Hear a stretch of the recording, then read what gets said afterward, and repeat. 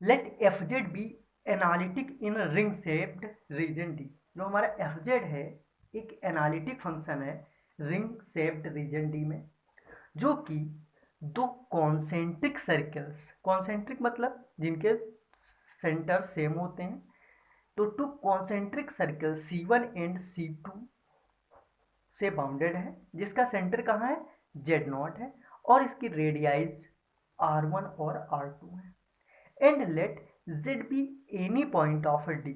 यदि Z D का, D मतलब डोमेन D का यदि कोई पॉइंट ले लिया जाए, then f Z is equal to summation n is equal to 0 to infinity an z minus Z not to the power n plus summation n is equal to 1 to infinity bn z minus Z not to the power minus n। और जहाँ पर an की value 1/2 pi I integral over c1 F W upon W minus Z not to the power n plus 1 and bn is 1/2 pi I integral over c2 fw upon w minus z naught to the power minus n plus 1 fw dw। समझिएगा इसको।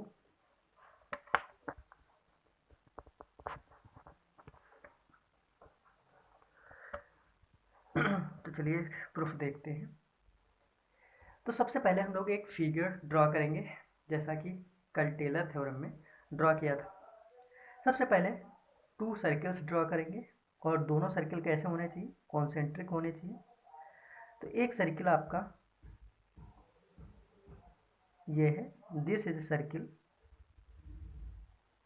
और एक circle ये है।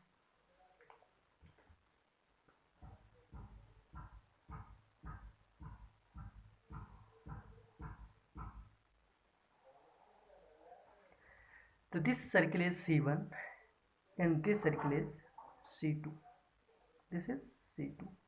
तो हमारे पास दो circles हैं जिनका सेंटर कहाँ है, centre is at Z0 and with radius, ये रेडियस C2 सर्किल का जो रेडियस है दैट इज R2 कंसीडर, और जो C1 सर्किल है इसका रेडियस R1 कंसीडर कर लिया।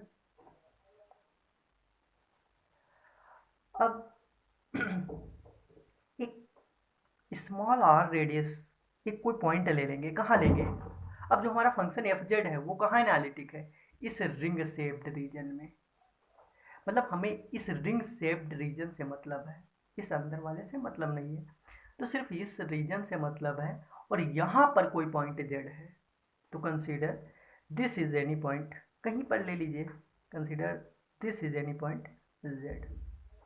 तो ये जो जेड है इसकी रेडियस या डिस्टेंस जेड नॉट से कितनी है, दैट इज स्मॉल आर। इसको क्या कंसिडर कर लिया, स्मॉल आर। चाहो तो एक सर्किल इसके भी पर हम लोगों ने क्या किया, एक छोटा सा सर्किल ड्रॉ कर लिया जिसका रेडियस स्मॉल आर है, और this is point Z not. अब हम लोग क्या करेंगे, जैसा कि टेलर्स थ्योरम में डिस्क्रिप्शन है, मतलब जैसे कि डिफाइन किया गया है टेलर्स थ्योरम में कि एक सर्किल C1 है, दूसरा सर्किल C2 है जिसकी रेडियस R1 है और R2 है, सेंटर Z0 है। ये चीज़ें सारी फिगर से लिख देना।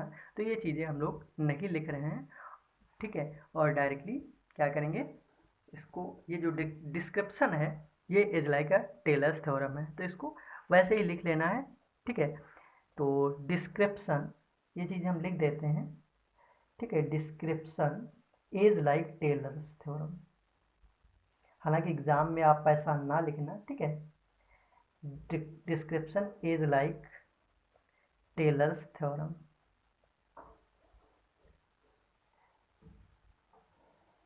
एग्जाम में आपको जो जितना भी फिगर बना हुआ है सब कुछ लिखना है, ठीक है।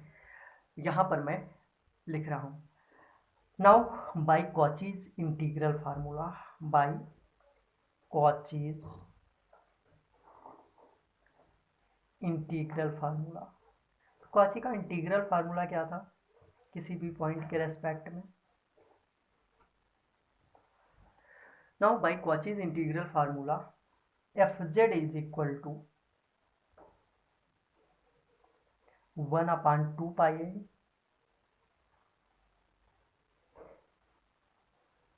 Integral over C1 F W by W minus Z D W minus integral over C two F W upon W minus Z D W. Actually मेरे पास क्या है, एक रीजन जो है ये है, तो जो ये कंप्लीट रीजन है हम लोग एफ जेड के इंटीग्रेशन की बात या इंटीग्रल की बात इस रीजन में करेंगे। यदि इस रीजन में बात करेंगे तो ये क्या हो जाएगा, this becomes c1 minus c2। ठीक है, तो ये हमें मिल जाएगा this by the Cauchy's integral formula. अब हम लोग क्या करेंगे, इसको सॉल्व करेंगे जैसा कि टेलर्स थ्योरम में सॉल्व किया गया था। तो टेलर्स थ्योरम में क्या किया गया था कि जो जो फर्स्ट टर्म था इक्वेशन का वो एज लाइक, जैसे ये वाला, ये एज लाइक टेलर्स एक्सपेंशन था। ठीक है, जैसा कि हम लोगों ने टेलर एक्सपेंशन में किया था। तो इसको इक्वेशन फर्स्ट बना लीजिए। Now expansion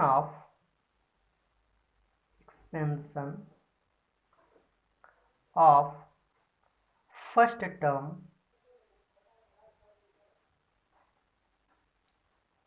of equation 1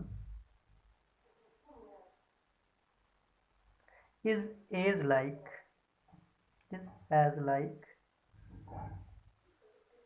Taylor's theorem।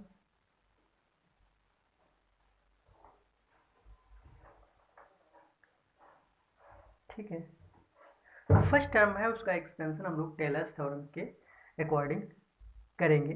तो इसका एक्सपेंशन क्या हो जाएगा, this becomes 1 upon 2 pi I integral over c1 F W upon W minus Z D W is equal to summation n is equal to 0 to infinity an z minus Z not whole power n। This is your equation 2। तो ये तो हम लोगों ने कैसे solve किया, by the tailors expansion, जैसा कि टेलर थ्योरम में हम लोगों ने सॉल्व किया था। ठीक है, तो इसको इक्वेशन 2 बना दिया। अब जो हमारा सेकेंड पार्ट है, second part that is over c2, इसको सॉल्व करना है। तो चलिए now again for second part of the integral, तो again for second integral in equation 1, जो सेकेंड इंटीग्रल है इक्वेशन 1 में, इसके लिए क्या करेंगे, तो वही सेम आइडेंटिटी जो हम लोगों ने टेलर्स थ्योरम में प्रूफ किया था। तो कंसीडर द आइडेंटिटी, क्या आइडेंटिटी कंसीडर किए थे, यहाँ पर देखिए माइनस है तो इस माइनस को अंदर भेज दीजिए, तो minus 1 upon W minus Z हो जाएगा और बाद में प्लस साइन कर देंगे। तो ये क्या हो जाएगा, minus 1 upon W minus z. This is same as in Taylor's theorem. तो ये क्या हो जाएगा, this can be written as 1 upon, इसको हम लोग ऐसे लिख सकते हैं, जेड माइनस जेड नॉट को पहले रख दीजिए, minus W minus Z not. अब इसको यदि ओपन करेंगे तो हमें यही मिल जाएगा। ठीक है, Z minus Z not, but this is minus w and this is plus z naught, and z naught cancel out, so this becomes, अब यहाँ से हम लोग क्या करेंगे, z minus Z not common ले लेंगे, so this becomes 1 upon z minus Z not. तो यहाँ बचेगा क्या, 1 माइनस डब्लू minus Z not whole by z minus Z not. तो इस तरीके से बिल्कुल same as like in Taylor's theorem. तो ये हो जाएगा 1 upon z minus Z not, और इसको ओपन करेंगे तो ये हो जाएगा 1 प्लस डब्लू minus Z not upon z minus Z nought plus डब्लू minus Z not whole of upon Z minus Z not whole of square plus so on plus W minus Z not by Z minus Z not whole power n minus one plus W minus Z not upon Z minus Z not whole power n into one upon one minus W minus Z not upon Z minus Z not. तो ये आपकी identity होती थी, ठीक है। अब इसको open one upon Z minus Z not से अंदर मल्टीप्लाई कर देंगे तो ये क्या हो जाएगा, this becomes one upon Z minus Z nought plus W minus Z not whole by Z minus Z not whole of square plus W minus Z not whole of square by Z minus Z not whole cube plus so on plus W minus Z not whole power n minus one upon Z minus Z not whole power n plus W minus Z not whole power n upon Z minus Z not to the power n into Z minus W. तो ये आपका expansion आ गया। हमें value किसकी चाहिए, integration की, minus one upon two pi I integration over C two F W D W minus Z. तो यहाँ इसको अगेन मल्टीप्लाई कर देंगे minus one upon two pi I F W से। तो since minus one upon two pi I integral over C two F W by W minus Z D W is equal to, similar हर term को अंदर multiply करेंगे इधर, तो ये हो जाएगा one upon two pi I integral over C two F W upon Z minus Z not D W plus one upon two pi I one upon two pi I. और यहाँ पर देखा जाए तो क्या है, Z minus Z not whole of square, this is your constant, तो इसको बाहर ले लेंगे तो ये हो जाएगा Z minus Z not whole of square integral over C two W minus Z nought and D W, ठीक है।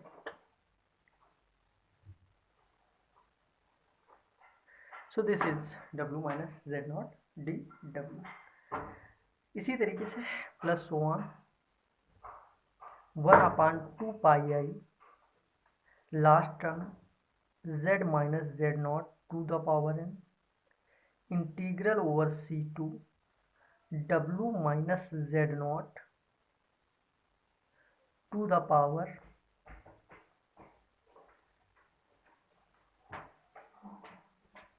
ये वाला टर्म लिखेंगे दिस टर्म, तो W minus Z not to the power n minus one F W D W.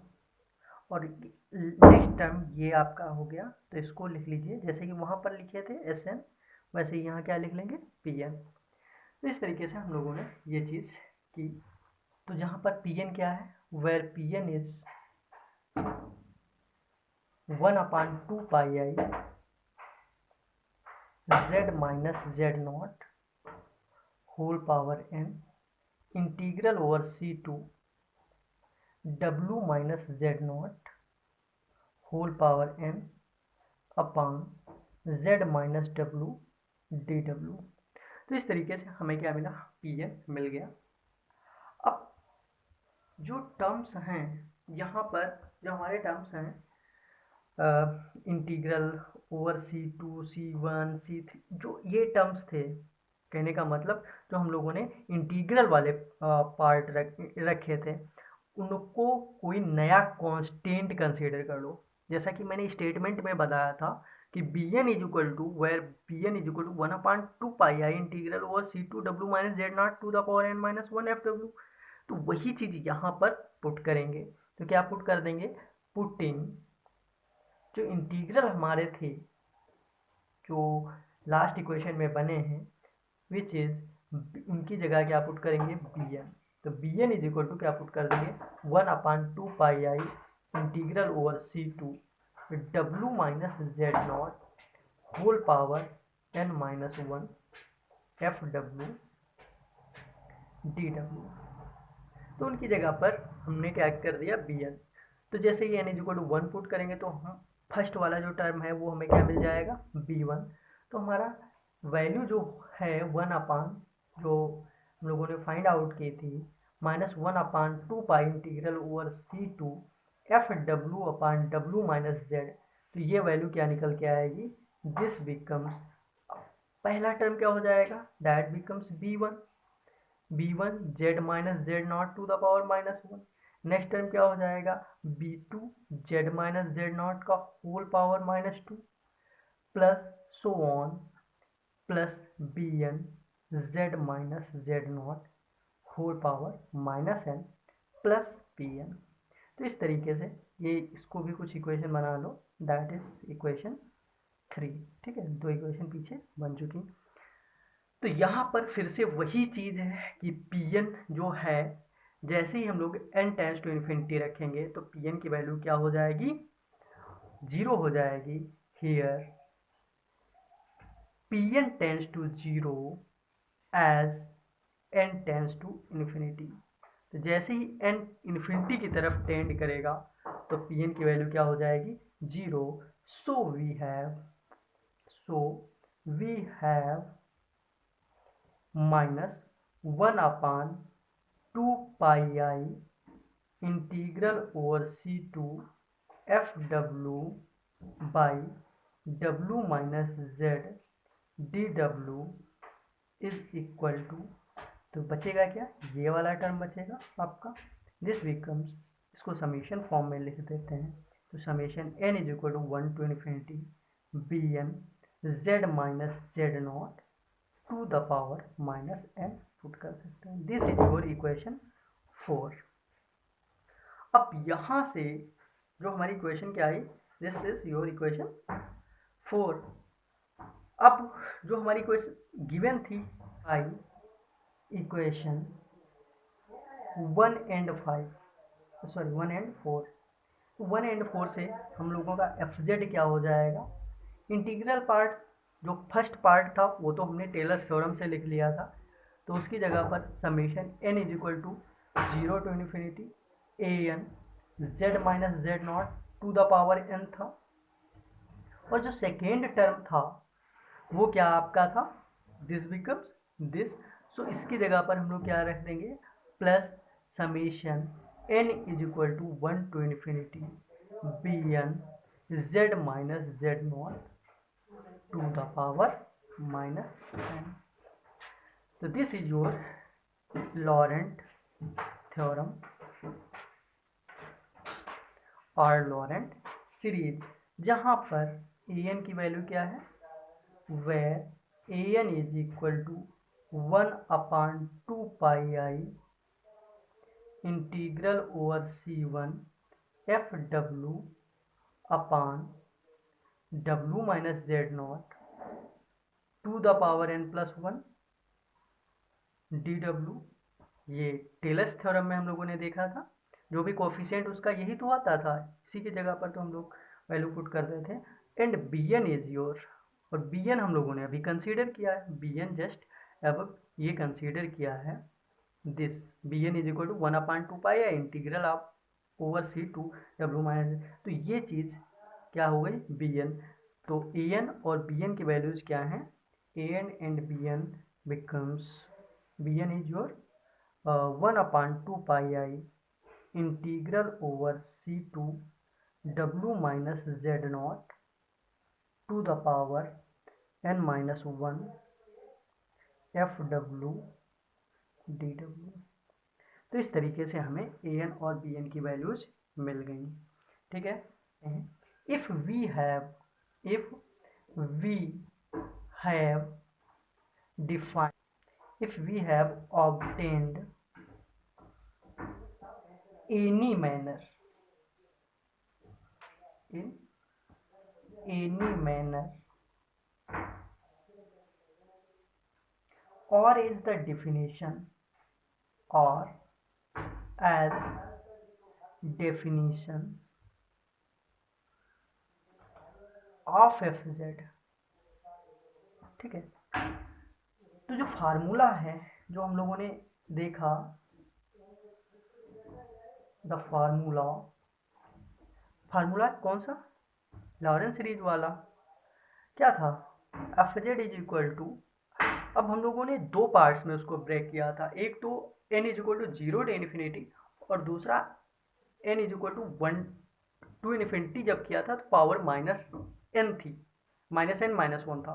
तो यहाँ पर हम लोग एक में ही ऐसे लिख सकते हैं समीशन के फॉर्म में, और यहाँ वैल्यू क्या रख देंगे, N is equal to minus infinity to infinity, तो होल रियल नंबर हमें मिल जाएगा। वहाँ पर मैंने इस समीशन को दो पार्ट में ब्रेक कर दिया था। तो जो ये फार्मूला होगा P N Z minus Z not to the power N, इसके जैसा होगा जो भी एक्सपेंशन आएगा, दैट इज, और इसका जो रीजन होगा यानी डोमेन, डोमेन क्या होगा, एक रिंग शेप्ड रीजन होगा जिसका सेंटर क्या होगा, Z nought, that is mod of Z minus Z nought, where this distance, this is greater than R2 and less than R1। तो ये हम लोगों ने सर्किल अभी देखा था। तो जो सीरीज होगी, then series is then series is necessarily